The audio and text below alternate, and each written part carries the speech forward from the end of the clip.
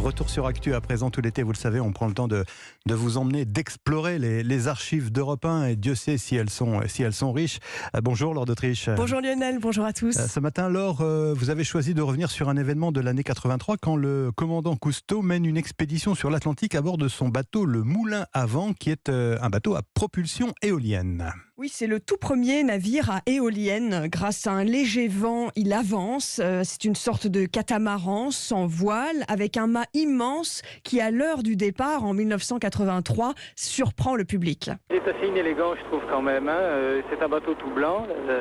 On dirait une usine sur l'eau, une espèce d'unijambiste avec cette grande cheminée blanche. On se demande un peu à quoi ça sert. On voit ça tourner comme une espèce de moulin à vent.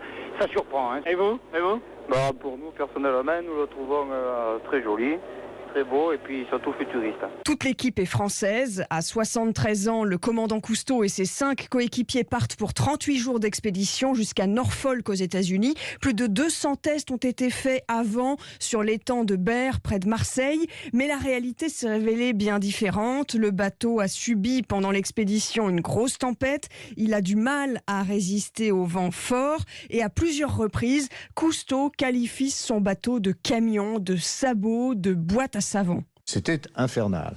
Même par beau temps, on avait l'impression de vivre à l'intérieur d'un tambour. C'était vraiment désagréable. Je l'ai détesté, ce bateau, mais je l'ai regretté quand je suis descendu. Les derniers jours en particulier, où il y avait mer forte et grand vent, on démontrait ce qu'on pouvait tirer de ce propulseur, on savait mieux s'en servir.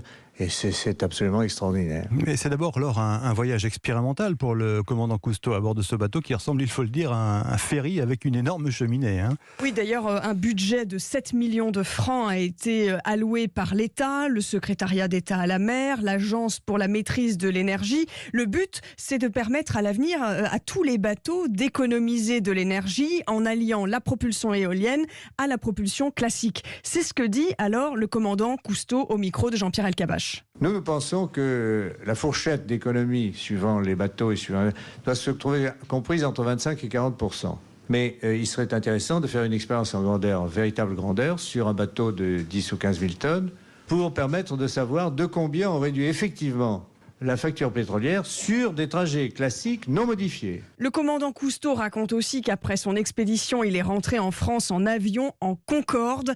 3h30 de vol au lieu de 38 jours en bateau. Une situation qu'aucun défenseur de l'écologie n'oserait plus reproduire aujourd'hui. Oui, ça c'est clair. Effectivement, les économies de l'aller ont été dévorées par celles du retour. Merci beaucoup, Laure d'Autriche.